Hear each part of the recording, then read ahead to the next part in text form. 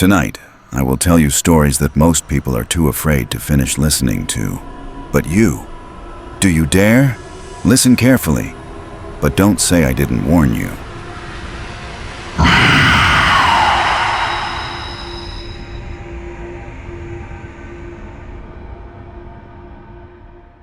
The demon beneath my bed.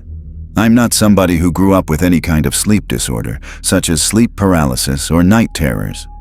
I've always been a very heavy sleeper. So that's why when what I'm about to tell you started happening, it was a shock to me. We all have the occasional nightmare. I used to call nightmares a free, 3D immersive horror movie.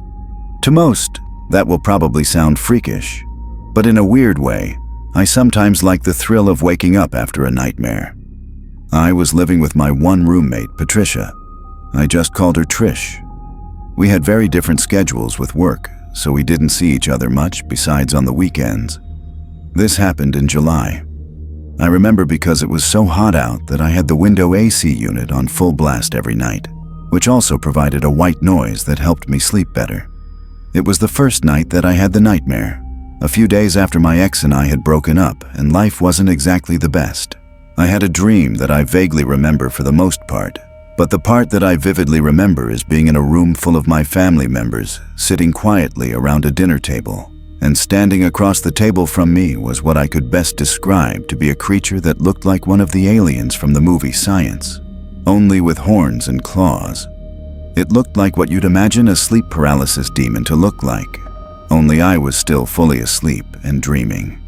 The next thing I knew, the thing was standing next to me, looking down at me. I started to run away in my dream until I was in my room, or I guess my brain's version of my room. That was the last of that dream I remember before waking up. My room was pitch black, and the AC fan was on full blast. My heart was racing a bit from the dream, and I sat there thinking, wow, that was a creepy dream. I looked around the room naturally before laying back down and going to sleep. The following night, I woke up in the middle of the night to my bedroom door open, which I usually 99% of the time would leave shut unless I was drinking. My immediate thought was that it was Trish checking if I was home. I went up to go shut it and went back to sleep fairly quickly. I asked Trish if she came in my room the next day via text, and she told me she did not. So it was always possible I just took a midnight trip to the bathroom or kitchen that I didn't remember. It was the following night that I had another nightmare. That same demon creature from my previous dream appeared again in this one. This one was a lot more disturbing. Instead of being with my family, I was in a dark, square, empty room with the thing, and it kept getting closer to me. Oddly, I don't remember the thing actually moving its limbs to walk. I just remember that it kept getting closer and closer until it was on top of me. And then, like I couldn't even move, the thing took a claw to my thigh and scratched me, and I actually think I felt the pain in my dream. Then, the next thing I remember is waking up. I don't mean I woke up right after that. I mean I don't remember what happened after that in the dream. But it was dark in the room once again, AC on full blast. I felt a slight stinging feeling on my upper thigh. I felt it with my hand, and I actually felt like I felt something on the skin. I rushed to the bathroom and looked in the mirror, and I screamed out loud when I saw a gash in my thigh. I went to Trisha's room and turned on the light, waking her up. She asked how the fuck I got that, and I screamed, I don't know. We went to my room together and flipped off all the sheets and covers off the bed, looking for any kinds of bugs or spiders or any sharp object I could have laid down on. Which, yes, I understand makes no sense. But what else were we to think? Trish then looked at me and said, wait, and put her finger to her lip. She turned off my AC unit, and for the first time in days, the room went quiet. It all became sickeningly clear in an instant, as we both heard a sound from under my bed, the kind of faint sound that you sense from another person just existing in the room. I'm impressed at both of our ability to not scream right on the spot as we both looked at the bed, and then at each other, and then left the room, and then the apartment. We knocked on the neighboring apartment door until he answered. We asked him for help. Someone was in our apartment. He was an older guy, so I don't think we expected him to go fight some stranger in our apartment.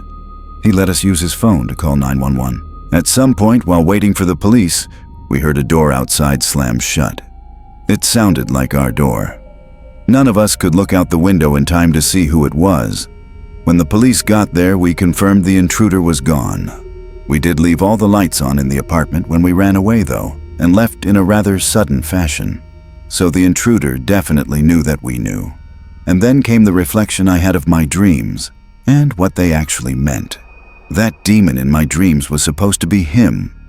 Even in the first dream, and with my door being open that night, that means he or she may have been roaming around our apartment that night, possibly eating our food.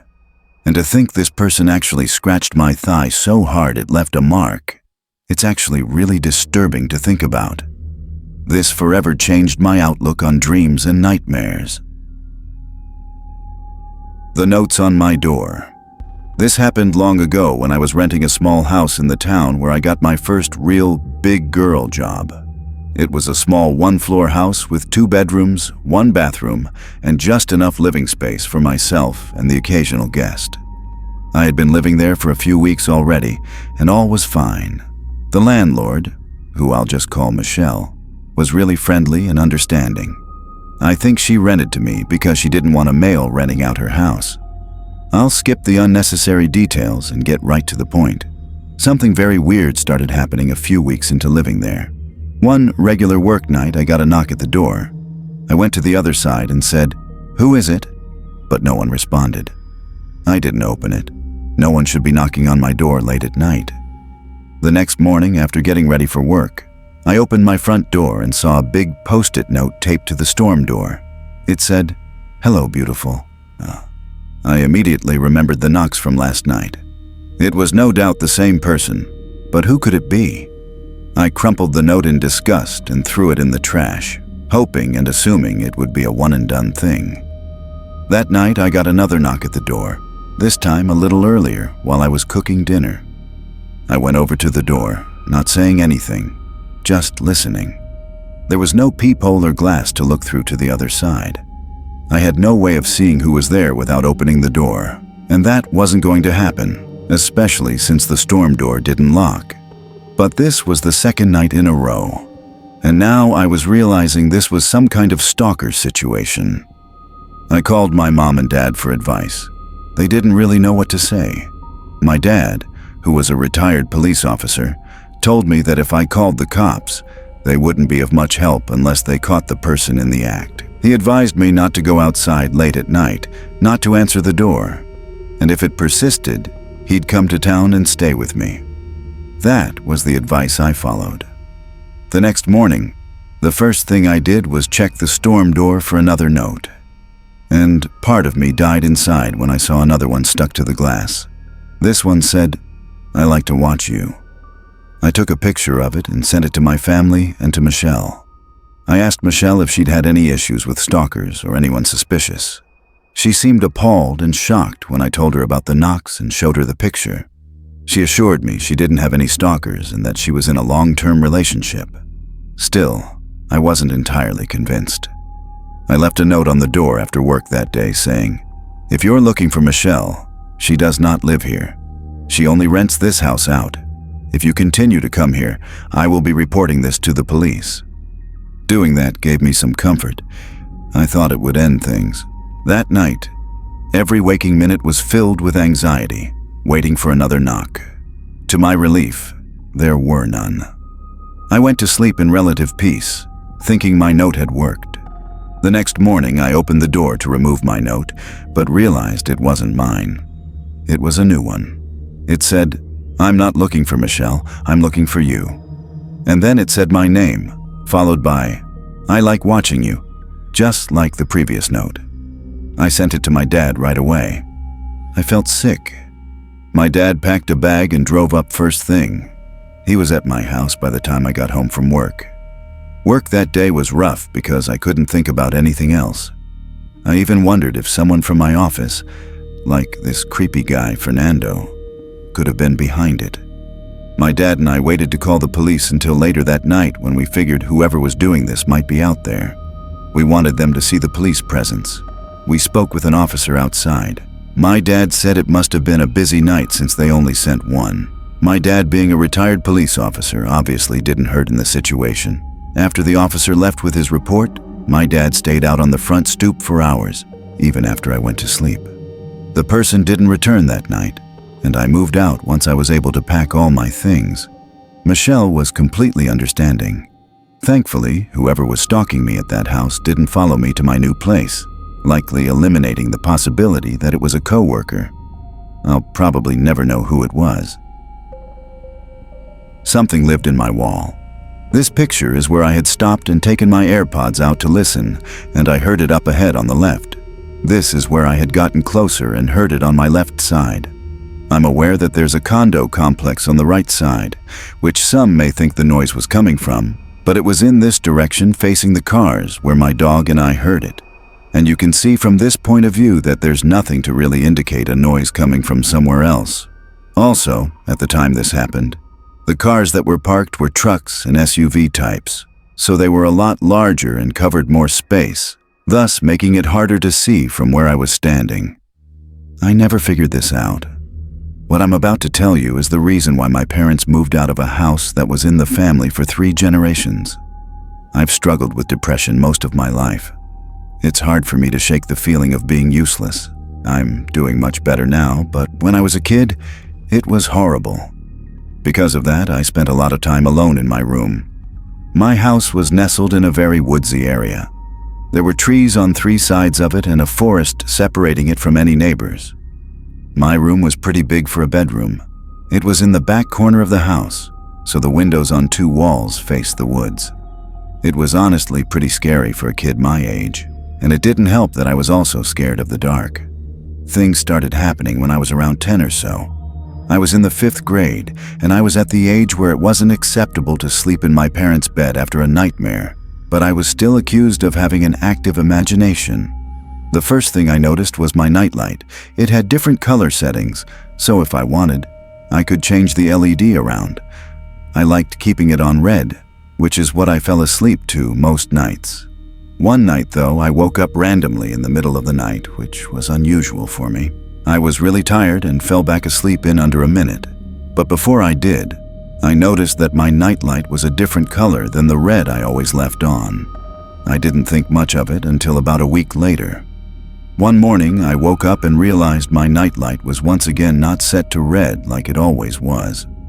I asked my parents why they were messing with my nightlight, but they were confused and told me they didn't know what I was talking about. I explained what had happened to them, and they told me that the thing had always been glitchy. They knew best, so I accepted that answer for a while, at least until one morning after waking up to see my nightlight unplugged completely. It was just sitting there on the floor. Once again, my parents dismissed my concern and told me my brain should be focused on school. My dad said I was getting too old for a nightlight anyway. A few days later, my nightlight was missing completely. It had seemingly evaporated out of existence. Now I knew my parents were lying to me. They probably thought I should have outgrown the nightlight by then and took matters into their own hands. This incident caused a massive fight between them and me, since both of us accused the other of hiding it and neither of us was budging. I couldn't believe my parents would blatantly lie to me about something like this, but there was nothing I could do. After that, things went back to normal for a week. That didn't last long, though. 3 nights in a row, I woke up randomly in the middle of the night. Each time I had no idea what was waking me up. After it happened a 4th time in a row, I told my parents. They told me that I was going through puberty and that changes to my body were natural. The next time it happened, I stayed awake instead of falling back asleep. A few minutes after I woke up, I heard faint rustling noises from my closet. My parents didn't believe me. My dad even checked my closet, and there was nothing in there besides old toys and posters. The next 4 days remained the most traumatizing nights I have ever experienced in my life. I'd been woken up only to hear rustling in my closet. It was torture. I couldn't take it anymore. I begged my parents to believe me, and my dad got angry. He dragged me to my closet to prove there was nothing in there. He started throwing toys around my room, clearing the closet bit by bit, yelling at me the whole time. That is, until he pulled one of the posters off the wall. My mother and father stared in horror at the massive hole in the wall the posters had concealed. My mom started screaming, and my dad pulled out a flashlight. The hole was way too deep to see where it led, so my dad ran outside and began inspecting the outside of the house. There was a tiny hole in the dirt at the base of the house, and a little digging revealed that it was more than a divot. There was literally a passageway from the woods to my room. My mom and I were out of the house that night at my aunt's house.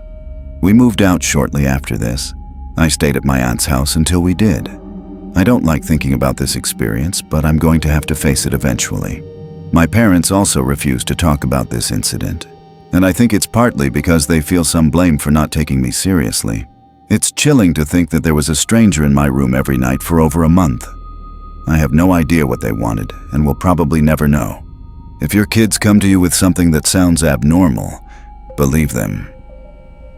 The ghost in my brother's room. This happened when I was a little kid, living in our old house in Suffolk County, Long Island.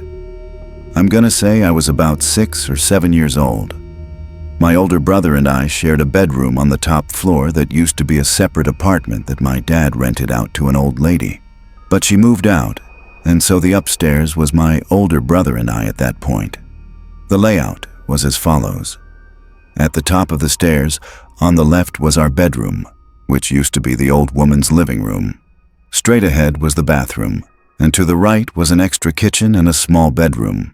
We had a million toys in our room, as the room itself was huge, and it also had 2 parallel crawl-in closets on opposite sides of the room, where we stored a million other toys and board games and stuff like that. There was one toy, though, a race car with a bunch of buttons on it. The buttons would make the car's lights turn on momentarily and play varying sound effects such as honking, revving, and driving sounds, and a little rock song. It was a toy we had for ever, because it was originally a gift from my brother when he was a little younger. It was a random night. My brother and I were both in bed, not yet asleep, when suddenly, like a jump scare from a scary movie, the loud revving sound of that car toy suddenly activated, along with the lights of the car in the middle of the room. I looked at the car and instantly got scared and accused my brother Luke of doing that to scare me. He was laughing hysterically, saying he didn't do it. I was completely terrified. The toy then stopped making noises and went quiet. I was extremely unsettled, as any little kid would be. But nevertheless, time marched on and I fell asleep. It wasn't for a while until something else happened. One night, when Luke and I were both in bed again, we both heard a weird thud in the room. Luke insisted on trying to creep me out, saying there was a ghost in the room or something, and I kept yelling at him to shut up or I'd get Mom. He kept laughing until we both noticed a light in the corner of the room. It was the toy car again. I got out from the bed and ran straight down the stairs, yelling for my mom. I got to my parents' room and yelled, "There's something in our room." I'm sure I gave a little 7-year-old spiel about how there's a ghost in the room. Hearing a thud and the lights on the toy car turning on, Luke entered the room, and my mom defaulted to telling him to knock it off if he's trying to scare me. He said, how could he turn the lights of the car on from his bed? I slept in my parents' room that night because I was too scared to sleep upstairs. It was a long while after that night, and nothing happened. Not until one night, Luke was not in the room. My guess is he was having a sleepover with one of his many friends. I was sleeping in the room by myself that night. I had long since tucked that car away in the small bedroom across the hall because it freaked me out. After my mom kissed me goodnight, I asked her to keep the door open since I was always scared when I was alone in the room. I rolled on my side and tried to go to sleep, but being that I was scared of being alone, I had a hard time getting tired that night. I felt wide awake. Then, there was a sound I can't explain that came from down the hall. I flipped over to face the door, and the toy car rolled into the room with its lights on. I let out a scream straight from the bottom of my stomach as I cried for my mom and pressed my body up against the wall. Moments later, my parents both came up the stairs into the room, noticing the car on the floor. I screamed that someone pushed the car into the room. My dad went to go check the other rooms, but said there was no one there. There weren't any places to hide up there besides the closets and under the beds, and my dad checked all of them. I don't know what my parents thought in that moment. On one hand, they probably thought the toy was malfunctioning or it's just my imagination, but on the other hand, I think they were also slightly freaked out. That toy car didn't have a feature to move on its own. My dad smashed the toy and threw it in the neighbor's trash to make me feel better. I slept in their room for a while until my dad forced me back upstairs eventually. This story is the reason why I believe in the paranormal and something after death. It wasn't a kid. I have a dog who I take for a walk 3 times a day, first in the morning, then in the afternoon, and finally at night. I take him on the same route every time, which is through our driveway exit that leads to a cul-de-sac parking lot for the condominium complex we live in. This will make sense soon as to why I'm telling you this. On the night walk, I always go somewhat late. I'm not sure why, but it's been a habit ever since I've had him, and it's never been a problem for us. Until one night. I'd begun our final walk of the day and went our usual route. I had a flashlight with me, as there are no lights at the parking lot, and I was listening to music with only one AirPod, as I felt it would be best just in case I heard something unusual. And I did. As I was approaching the parking lot, I heard something, a voice of some kind that was up ahead of me, but I was completely zoned out in my own world of music as it was happening. Then my mind finally caught up, and I stopped. I took the AirPod out and stood still to listen, just to see if I was only hearing things. And then it happened again, a voice that spoke ahead of me, but I couldn't see anyone. So I did the stupid thing and continued to carefully walk forward because I thought it was all in my head. But something didn't feel right about it. I stopped again after a few feet, right next to where all the cars were parked, and I had my flashlight pointed everywhere in front of me. I stayed listening. And then the creepiest thing that has ever happened to me yet. I heard a muffled voice of what sounded like a kid saying the word, "Help." My heart dropped so fast I couldn't move my legs. I frantically pointed my flashlight everywhere to see where it was coming from. I was sure it was coming from the cars, but I was completely thrown off by this.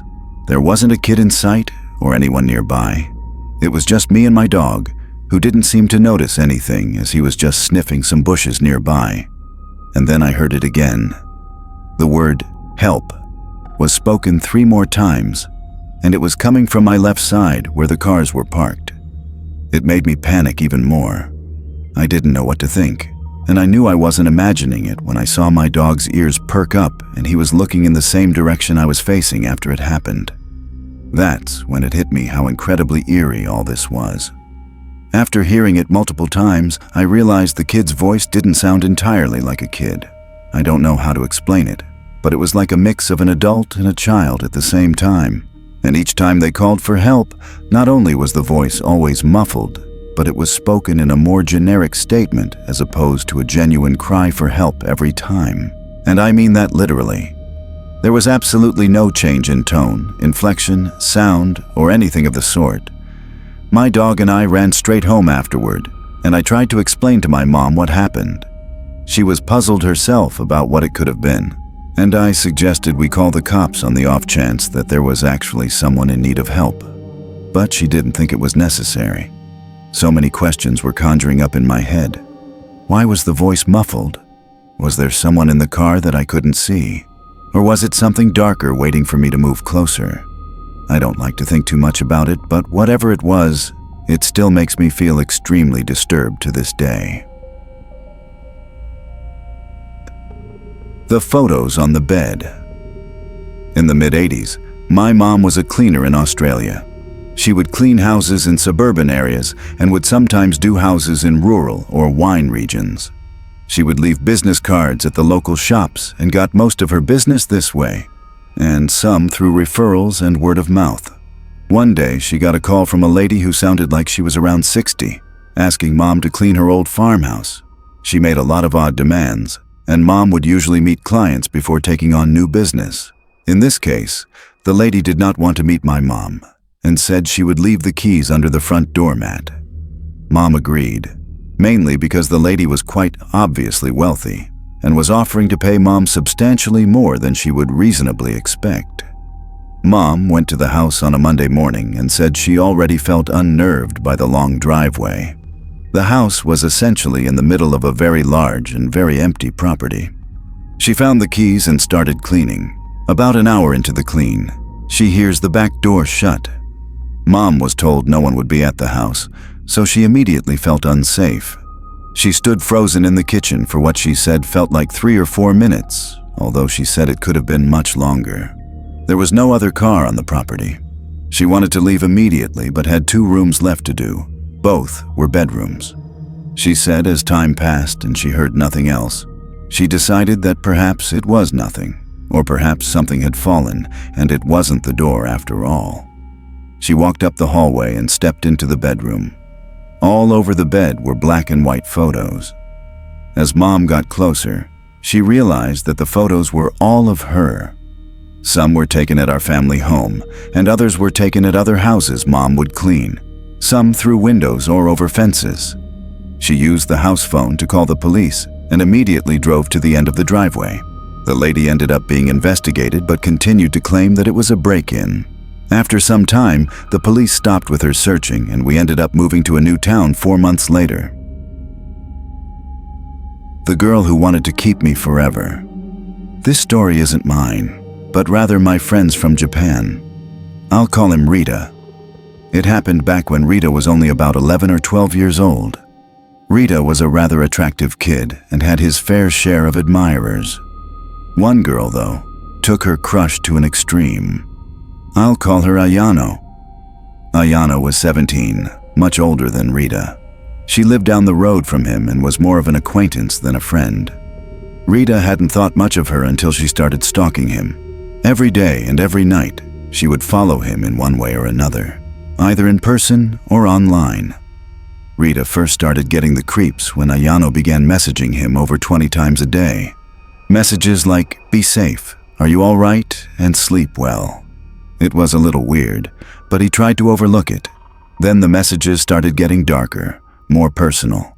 Things like, "You should eat your lunch" when he skipped lunch, or "I think your sister is hungry" when his little sister was crying.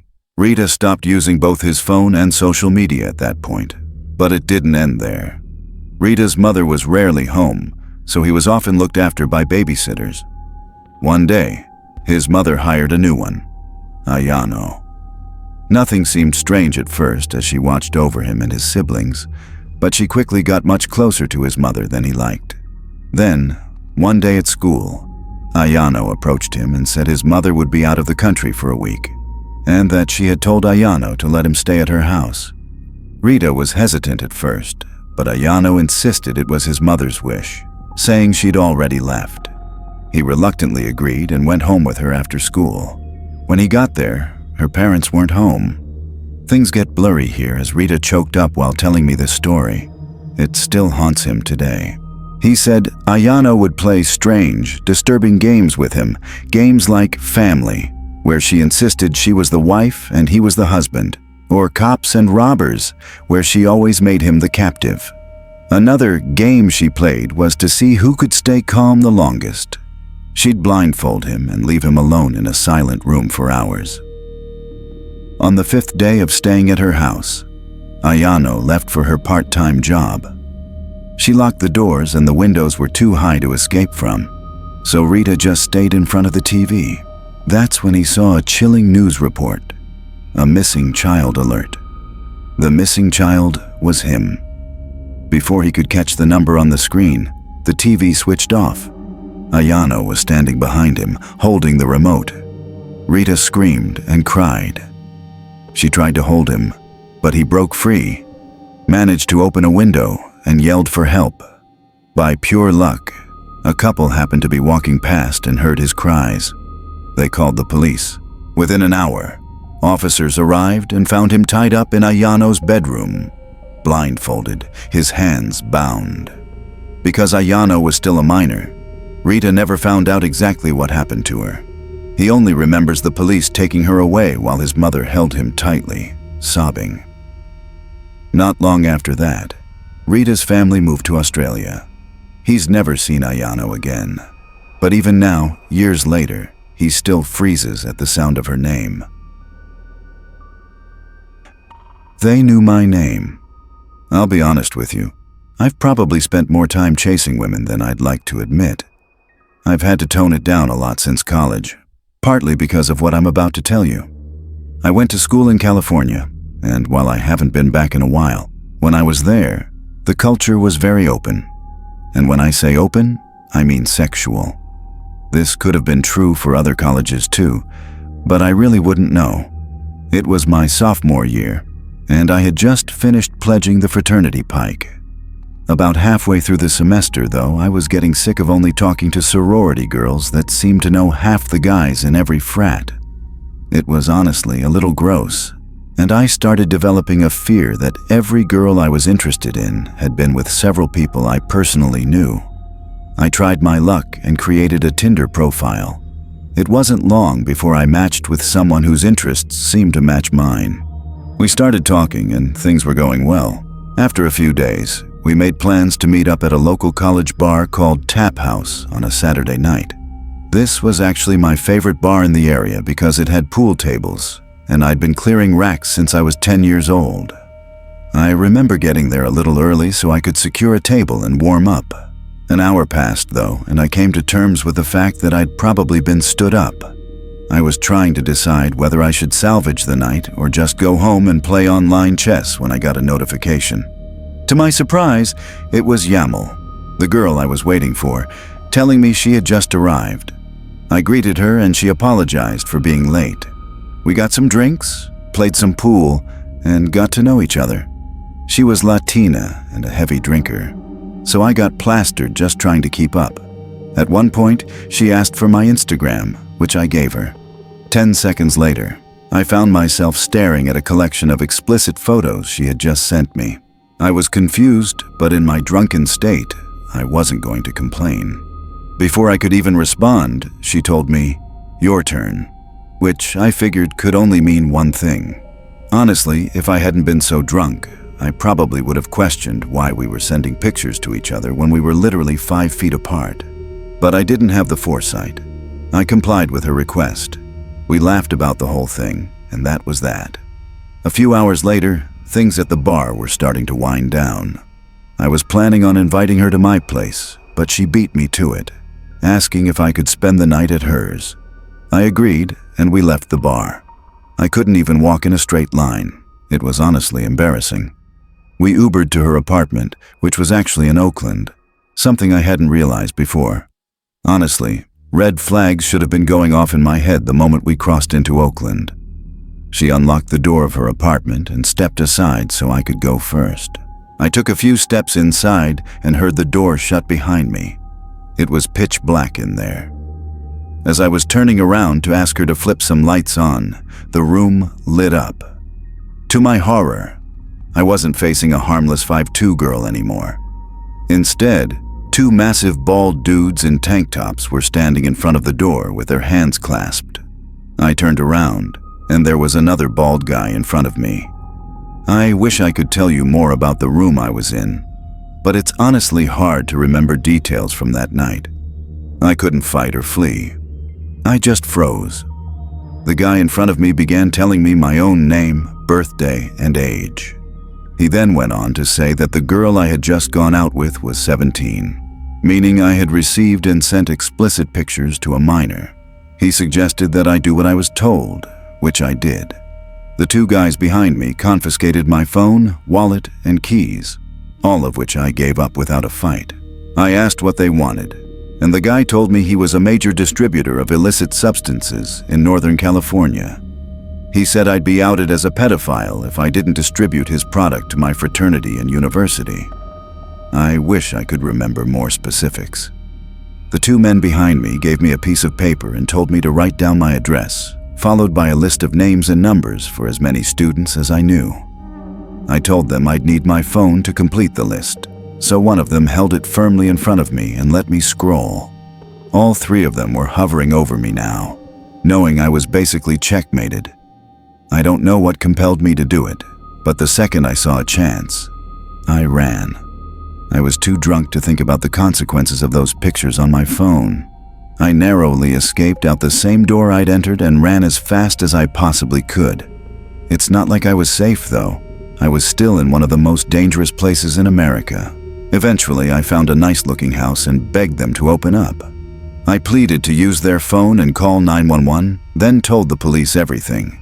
But of course, I didn't remember the address of that girl's apartment. An officer picked me up, took down a report, and asked if I'd be okay leading them back to the place. I was able to retrace the route I'd run and waited in a squad car as the police went in. After a few minutes, an officer came back and told me the place was completely deserted. No signs that anyone had even been there.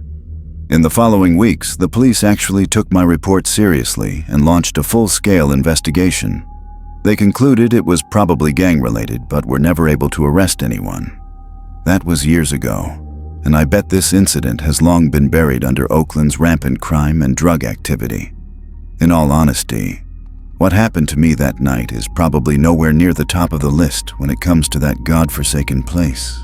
I haven't used a dating app since. The eyes over the deck. When I was 21 years old, I would be home alone at my parents' house a lot. We lived on a little pond which was directly in our backyard. On the other side of the pond was a little town park. Our neighbors were a bit spaced out. It was a pretty upscale, expensive block compared to the rest of the town, so the properties were big. I'm fully moved out now, but this was back when I was in college. My parents make a lot of money, and we have multiple homes, so often I was home alone. It was a random night in the summertime.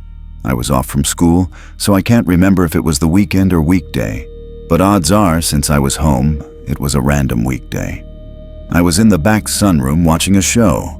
That was my favorite room in the house in the summer because it was the most cozy and had the best breeze with all the windows open. I was right on the corner of the couch closest to the corner window when I heard splashing from outside, like in the pond. It could have been a goose or duck.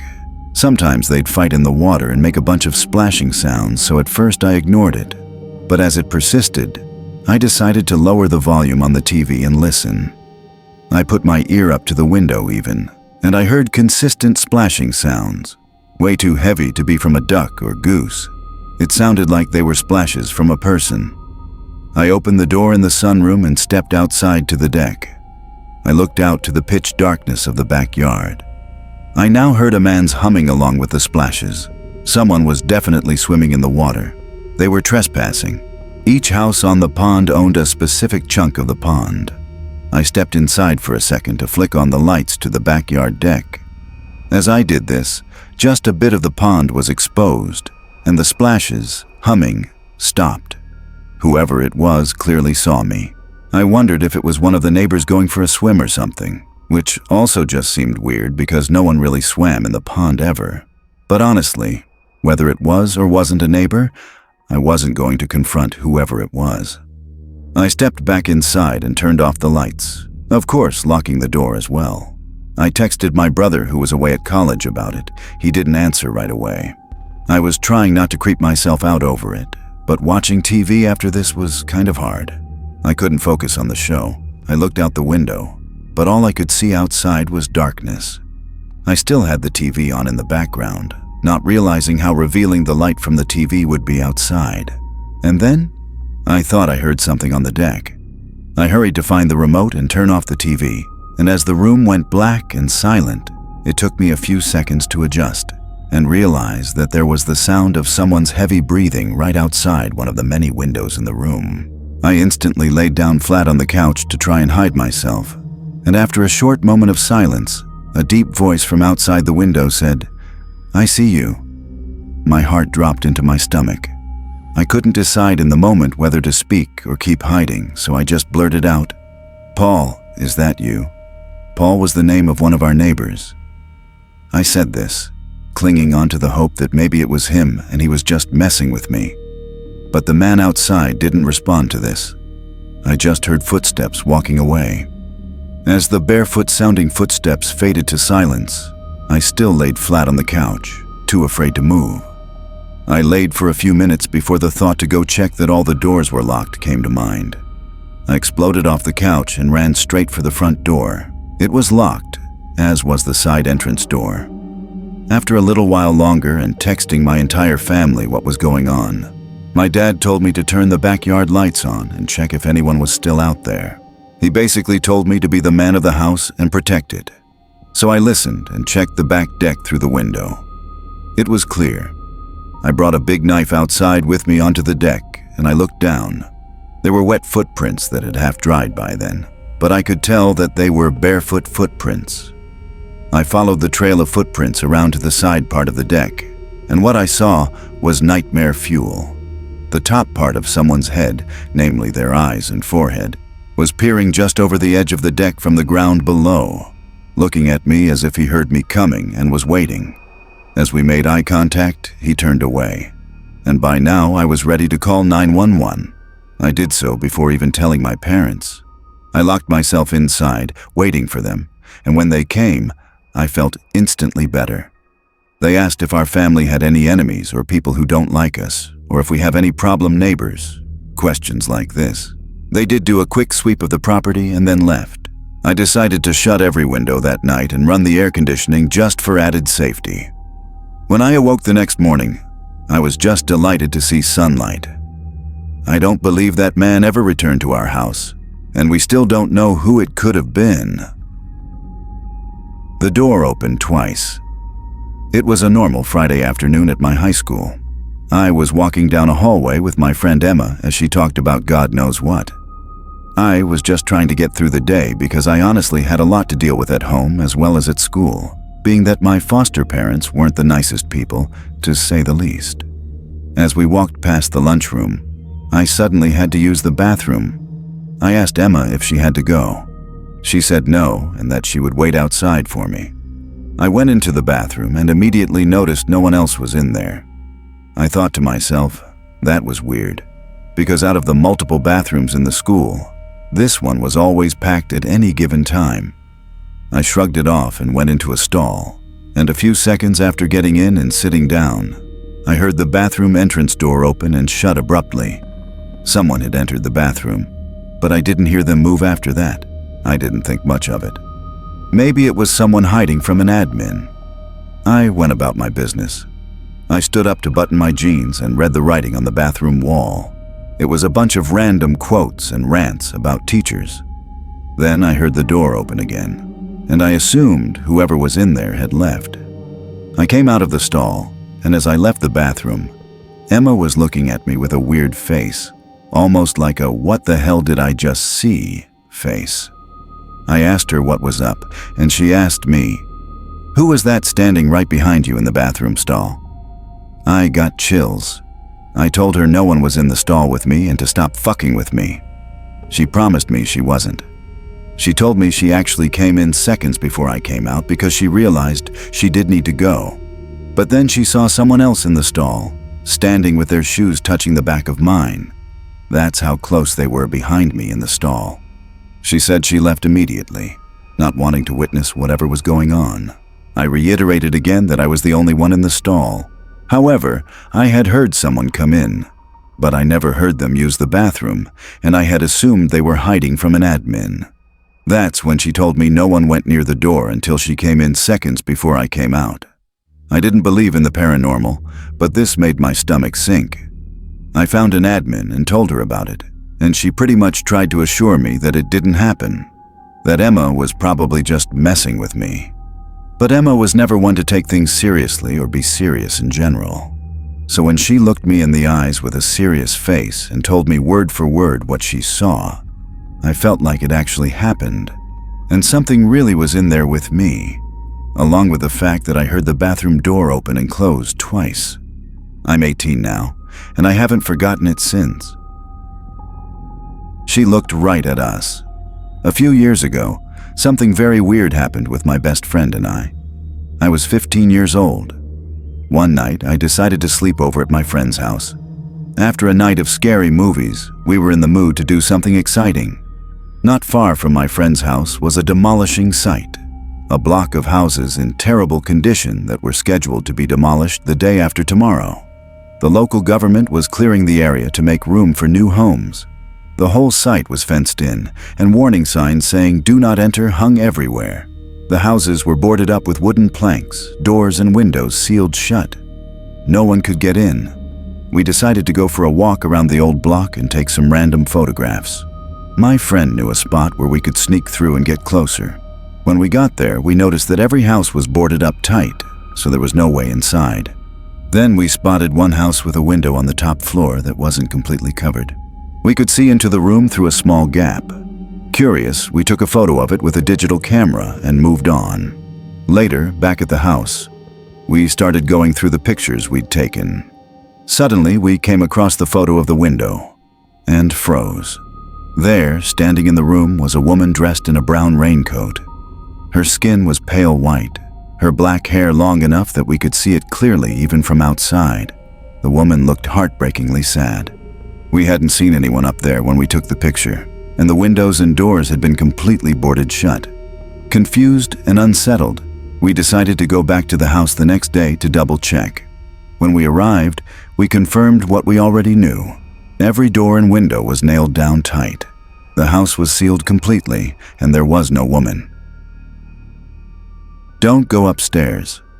Back when my grandma was still alive, I would always walk down the block to her house every day to help with various chores. There was this one day that I walked over to her house the same time I always did and decided to let myself in. I was surprised she had left the door unlocked. She was a very paranoid old lady and normally kept everything locked. I saw her bedroom door open upstairs, and I heard her opening and closing drawers and cabinets. I walked upstairs, calling Grandma. As I was about 5 feet from the door, she slammed her bedroom door shut. I knocked, asking if everything was all right, and at that moment, my cell phone began to ring. It was my grandma's phone number. I was so confused, but I picked up the phone anyway. My grandma was on the other end, telling me not to come over that day, as she was walking over to her seniors club. I felt my heart skip a beat as she told me this. I hung up the phone before she could say anything else and remained silent. I knew exactly what was going on. I played dumb and said, "Grandma, I'll be downstairs," and made my way to my grandma's kitchen to grab a knife and dial 911. It remained silent in the bedroom after what happened. The police arrived and burst into the bedroom, and the loud, sudden bang of a gunshot caught me off guard. When the paramedics arrived and wheeled out the intruder, I recognized the man's face. It was my grandma's next-door neighbor. Apparently, he saw that my grandmother had left the house and broke in to look for jewelry. When the police broke into the bedroom, they found the man hiding next to the door with a large knife in hand. If I had walked into that bedroom, I would have been as good as dead. What was inside the bag? I've been smoking cigarettes every day for years. Before you judge me, let me just say that I recently started seeing a therapist for my nicotine addiction. Unfortunately, it hasn't helped much. The only thing worse than my nicotine addiction is my sleep schedule. I don't know what it is. I find myself staying up hours past midnight and rarely getting out of bed before noon. While I'm trying to fix these parts of my life, they're extremely relevant to what I'm about to tell you. It began a few months ago.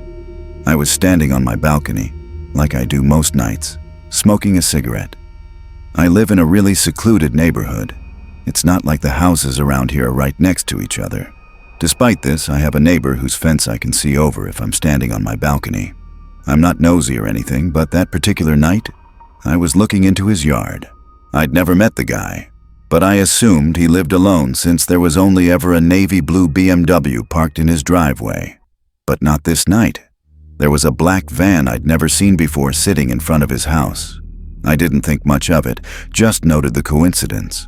The next night, though, I made it a point to pay attention to his yard, and the same black van was parked there again. I didn't assume something sinister was going on. I was more intrigued than anything. The following morning, I went up to my balcony and looked into his yard. The van was gone. For the rest of the week, I made a game out of observing the van at night, theorizing its purpose. I said I wasn't nosy, but I'm sure I'm obsessive. It's actually the main reason most of my friends drifted out of my life. Still, I wasn't going to do more than observe. It wasn't my business. That is, until one night, when I saw something that completely changed my perspective. I was up later than usual. It was maybe 5 in the morning. The van was there, as it had been the past several nights. I was smoking my last cigarette when my neighbor actually walked outside, something I hadn't seen him do before. I watched as he made his way to the van, carrying what appeared to be a long black bag. It almost looked like a set of golf clubs, only much heavier. After opening the van's sliding door, he carefully placed the bag inside, got in the driver's seat, and sped off. I was dumbfounded. I had absolutely no idea what he could have been carrying. I was exhausted though, so I figured I'd think about it more in the morning. The next day, I decided I'd go out on my balcony a little earlier and wait for the van to arrive at his house. I brought my laptop up there so I could get some work done while I waited. It was around 10 p.m. and the van wasn't in the driveway, but around 1 a.m. it pulled in. I quickly shut my laptop and watched. Nothing happened for several minutes. The van just sat there, engine running. After about 5 minutes, the driver's door opened and there he was. I watched as he went around to the side of the van, slid the door open, and pulled out the same bag he'd put in the night before. He seemed to be struggling this time, visibly trying not to crack under the weight of whatever was in there. After waddling a few slow steps, both he and the bag disappeared into his house. I didn't know what to think. I considered waiting until 5 a.m. again, but that would be too much for my brain. Something was definitely wrong though, and I was determined to find out what. The next morning I flipped a coin and ultimately decided I'd follow his van when he pulled out that night. After a pretty unproductive day, I went up to my balcony around 4 a.m. and waited, cigarette in hand. As soon as I saw movement in his driveway, I rushed downstairs, grabbed my keys, and got in my car. I turned my headlights off and waited for the van to turn onto the main road. Once it did, I began tailing it. After about 20 minutes of driving, he pulled onto a dirt path that looked like it led into the woods. It did. I followed, and the trees started thinning out a bit.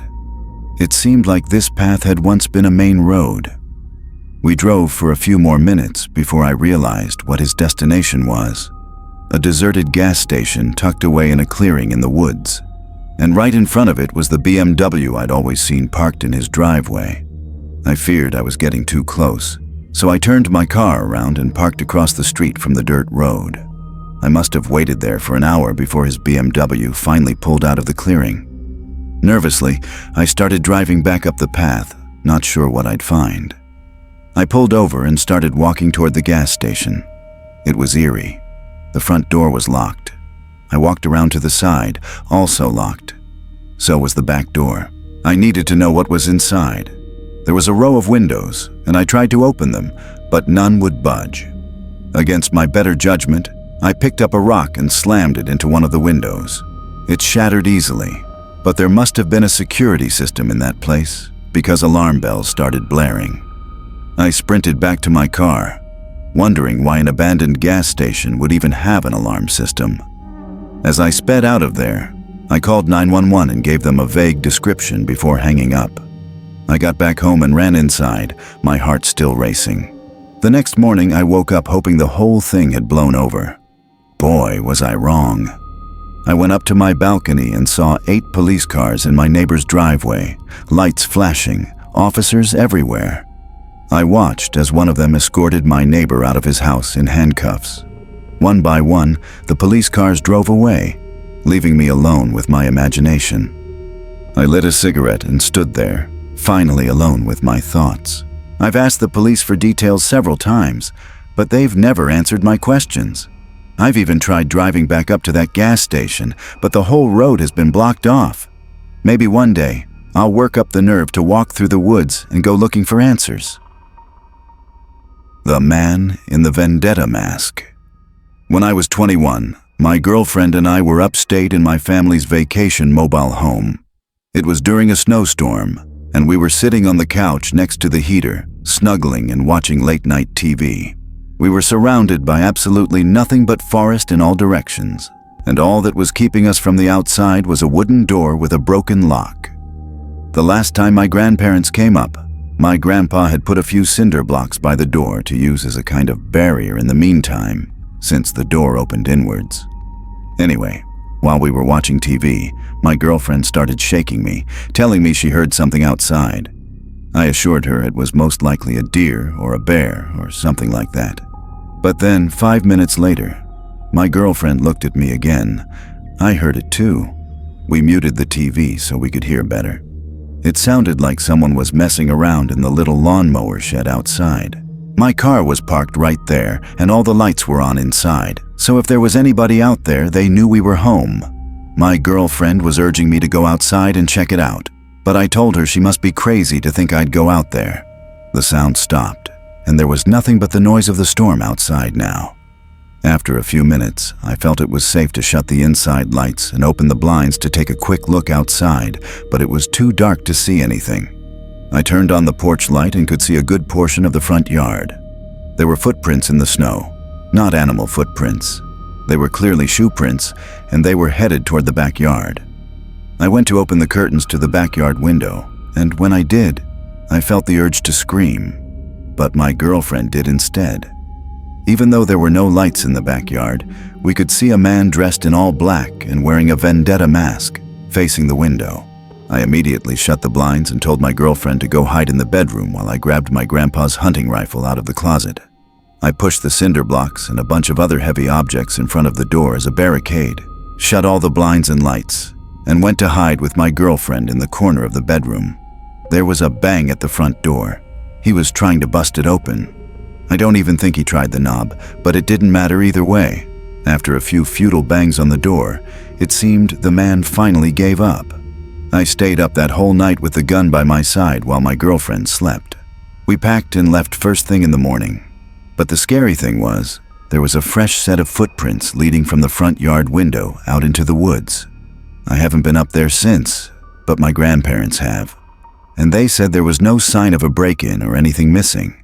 I don't plan on ever going back up there. The black figure in the water. I live in the Poconos with my wife and kids. There's a small lake about a quarter mile away from our backyard. I commonly take my kids down there to go swimming. Up until last week, that is. Now, I'm never letting them go down there again. I haven't told anyone about this, in fear of sounding crazy. It was last Saturday. We went over to the lake and set up our chairs on the sand. It's like a little private beach in our own backyard. It's been amazing. My wife and I sat in our beach chairs, enjoying the sun while our kids were splashing around in the water. I always tell them not to go too deep. They're still young, 6 and 8. We sat there for a good 2 hours that day. Neither of us were in the mood to get wet. Eventually, my wife got tired and decided to walk back home. I agreed to stay with the kids a little while longer, as they were somehow still having so much fun playing in the sand and water. The sun was setting at this point, and I was getting tired. They were going a little too deep, so I called at them to come back closer to the shore. They couldn't hear me apparently, so I stood up and got closer. Before I could call them again, I noticed something in the water. It looked like a black, roundish object, and it was moving closer to my kids. I ran into the water, closer to my kids, calling them to come out. When they got close enough, I dragged them out myself. When I turned back to the water, the object was gone. My kids were confused as hell. I didn't know what to tell them, so I just told them it was time to go home. We packed up and walked back to the house, but I wasn't happy when I got home. I was uncomfortable with what I just saw. That thing looked like no sea creature known to man. Dinner was waiting for us when we got home. I ate really slow, thinking about the object in the water and whether or not to tell my wife. My wife asked me what's wrong. She noticed that I was eating slow. I decided not to tell her right then. After dinner, I took a flashlight with me and walked back down to the lake. By then, it was already dark out. I got to the lake, but to be honest, I didn't even know what I was expecting to find. I shined the flashlight all around the surface of the water, searching for the black object, and just then, I heard a large splash come from somewhere in the lake, the kind of splash of something emerging out of the water. I thought it might be some kind of animal. I shined the light all over the place, searching for the source of the sound. And then, I found it. And I realized I was dead wrong. There was a silhouette of a humanoid figure with long black hair covering its whole face. It just stood there, facing me, but not staring at me. Not that I could tell. I dropped the flashlight in horror and sprinted all the way back up to my house, slamming the door shut behind me. I haven't told anybody about this. What kills me is that lake is only a quarter-mile away from my house. For all I know, that thing is watching me through my window, right now, as I write this. The Smiling Man. About 5 years ago, I lived downtown in a major city in the US. I've always been a night person, so I would often find myself bored after my roommate, who was decidedly not a night person, went to sleep. To pass the time, I used to go for long walks and spend the time thinking. I spent 4 years like that, walking alone at night, and never once had a reason to feel afraid. I always used to joke with my roommates that even the drug dealers in the city were polite, but all that changed in just a few minutes of one evening. It was a Wednesday, somewhere between 1 and 2 in the morning, and I was walking near a police-patrolled park quite a ways from my apartment. It was a quiet night, even for a weeknight with very little traffic and almost no one on foot. The park, as it was most nights, was completely empty. I went down a short side street in order to loop back down to my apartment when I first noticed him. At the far end of the street, on my side, was the silhouette of a man dancing. It was a strange dance, similar to a waltz, but he finished each box with an odd forward stride. I guess you could say he was dance walking, headed straight for me. Deciding he was probably drunk, I stepped as close as I could to the road to give him the majority of the sidewalk to pass me. The closer he got, the more I realized how gracefully he was moving. He was very tall and lanky, and wearing an old suit. He danced closer still until I could make out his face. His eyes were open wide and wild, head tilted back slightly, looking off at the sky. His mouth was formed in a painfully wide cartoon of a smile.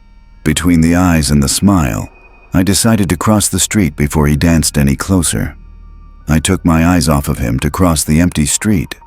As I reached the other side, I glanced back and then stopped dead in my tracks. He had stopped dancing and was standing with one foot in the street, perfectly parallel to me. He was facing me, but still looking skyward, smile still wide on his lips. I was completely and utterly unnerved by this. I started walking again, but kept my eyes on the man. He didn't move. Once I had put about half a block between us, I turned away from him for a moment to watch the sidewalk in front of me. The street and sidewalk ahead of me were completely empty.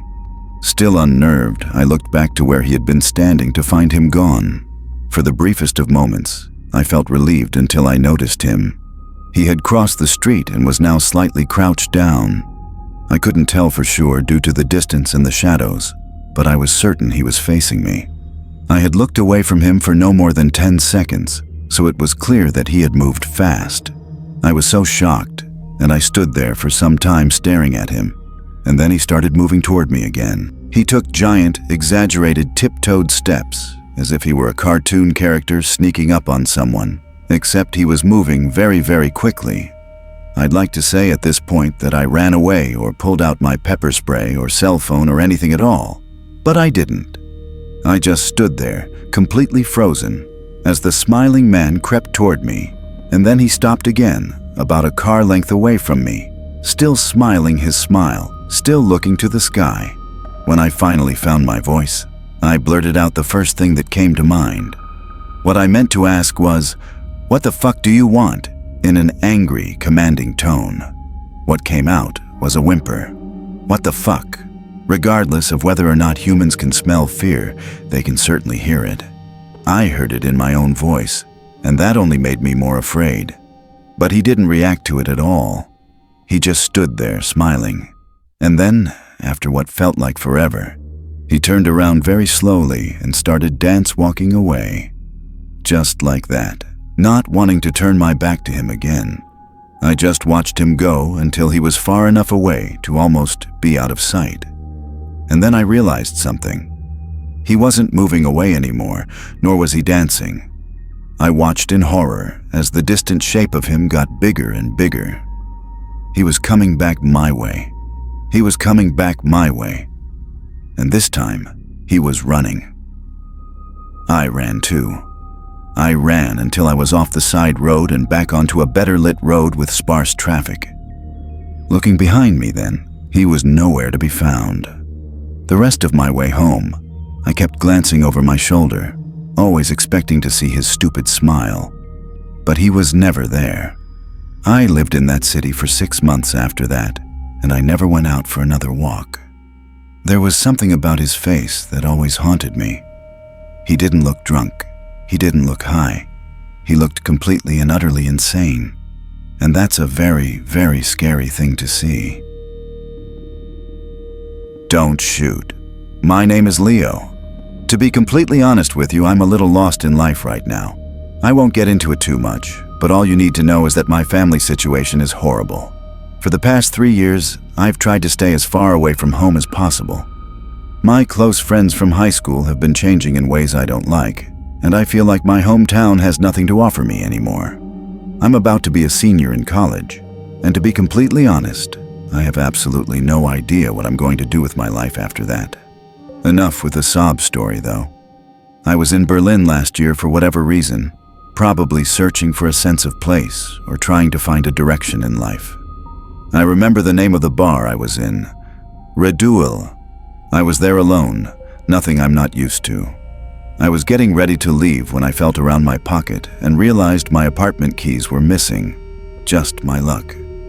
I stumbled out of the bar and began walking toward my apartment anyway. The whole thing was locked up. There was no way I was getting in there, and it was way too late at night to get a replacement set. I'm not sure what most people would do in a situation like this, but my first thought was to start looking for a place to sleep. As if my luck wasn't bad enough, it started raining. Eventually, I decided to sleep under a nearby bridge. I didn't even know where I was, but I was out of the rain and safe, so I was happy. As I was drifting off, I began picking up on some faint voices coming from across the river. I sat back up and saw what looked like 5 men standing on the opposite side of the river, along with a little boat that was tied off. They didn't seem to notice me. It took me less than a minute to realize what I was watching. There was an honest-to-God drug deal or something going down right in front of me. My German isn't great, so I wasn't really able to make out what they were saying, but several briefcases and duffel bags were exchanging hands, so I filled in the blanks myself. I thought about finding a new spot, but I didn't want to draw attention to myself by moving. I figured I'd just wait for this to be over, then leave. All of a sudden, one of the men yelled something aggressively in German and pointed a gun at one of the other men. There was a brief moment of silence before the other guy put his hands up and began talking really quickly. It looked like he was being set up. The other men stripped the man at gunpoint of his clothing and started confiscating his belongings. I didn't feel safe there anymore and got up slowly to move. As I did, I heard one of the men shout what roughly translates to, "There's someone there." I started running, not even turning to look at them. They shouted more things at me, but the only words I was able to understand were, "Don't shoot!" I ran until I threw up and nearly passed out due to drunken exhaustion. There was no way they'd be able to catch me, but they could have easily killed me. Sometimes I still think about how I could have lost my life that night if those men had decided to fire at me. Sometimes I feel like I'm fated to run forever. The man under my bed. I'm 22, and this incident happened 1.5 years ago. I had just moved into my first apartment and was in the process of settling in. The door that led to my apartment locks itself automatically when closed. So, I was going to the entrance of the apartment complex to get my mail while talking on the phone with my friend. I returned to the apartment and sat on the bed while opening the mail, still on the phone. I dropped the phone on the floor, and it landed under the bed, so I had to lie on the floor and stretch for it. That's when I saw something that caught my eye. There was someone under my bed. My eyes widened, and I choked back the urge to scream. The person under my bed was lying still, with his back toward me and his head to his chest, so I couldn't see his face. And he didn't see me. Trying to stay rational while a storm of thoughts rushed through my head, I picked up the phone and said, "Sorry, I dropped my phone. I'm just going to take a shower and call you back." The bathroom was right by my bed, so I hastily walked in, quietly locked the door, turned the shower on, jumped out my window, and called the police. They told me to wait nearby, but to go across the street and see if anybody came out the door of the apartment complex. This was during the summer, and it was still light out. I placed myself across the street, hiding behind a car while watching my open bathroom window and the entry door. I called my friend again, and he came over just before the police arrived. I gave them my keys, and they went inside. Only moments later, 2 cops came out holding a thin and tired-looking man. His eyes looked wild, but he didn't try to get away.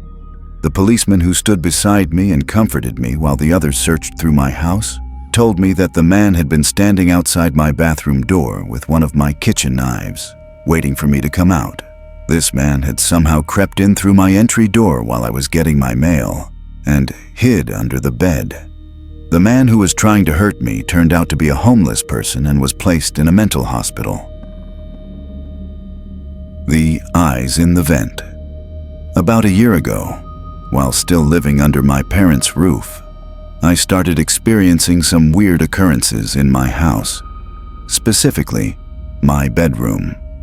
While I was lying awake in my bed one late night, I heard a creaking sound coming from across the bedroom. My closet door had somehow been opened. When I got up to check it, I subconsciously checked for anybody inside my closet, even though I was 26 years old. Of course, there was nobody inside, so I shut the door and went back to bed. Later that same night, I heard rumbly, rattling noises coming from up above the ceiling. It sounded like something in the air ducts. It was a very strange sound. I really had no idea what to think about it, but as soon as it stopped, I kind of forgot about it quickly and fell asleep. In the morning, I did tell my dad about the sounds in the attic the previous night, but annoyingly, he didn't seem too interested, or he just didn't take me very seriously.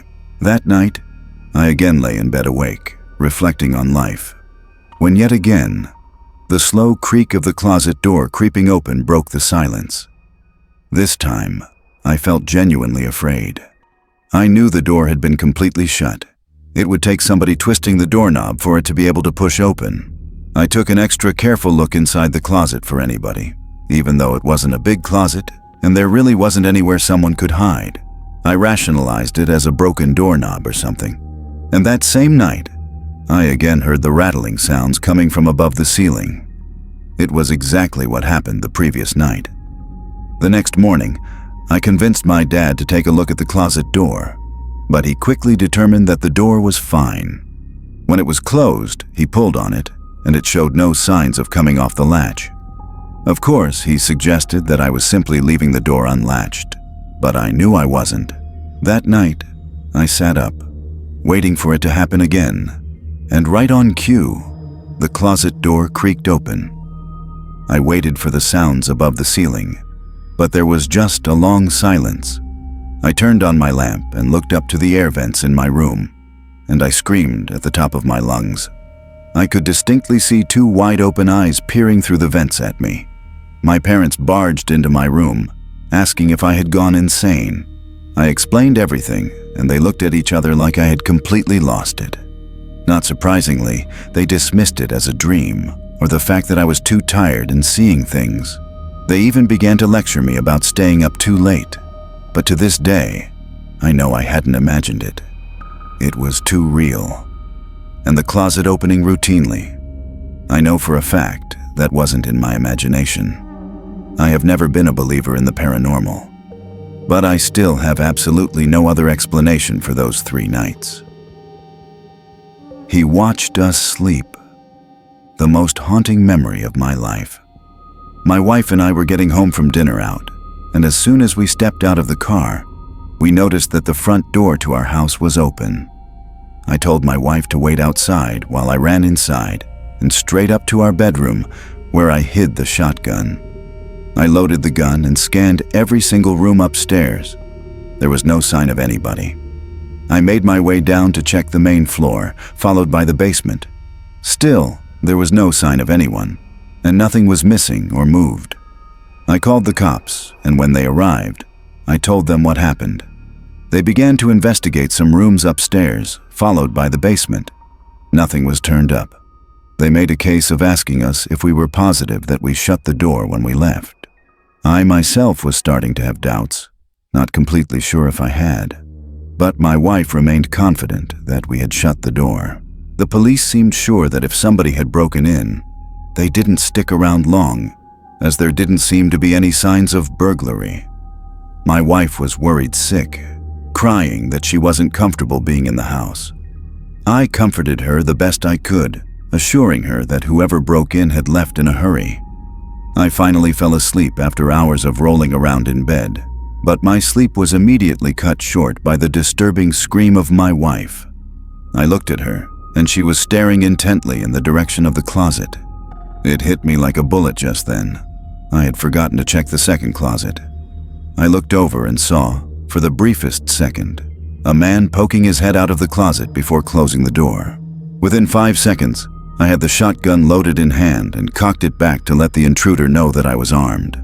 I screamed for him to come out, and just like that, the closet door opened. But instead of showing submission, he made a mad dash for the front door of the house. I could have shot him, but I didn't have it in me. He was never caught. He got away with it scot-free. I think having that gun saved us from a terrible fate.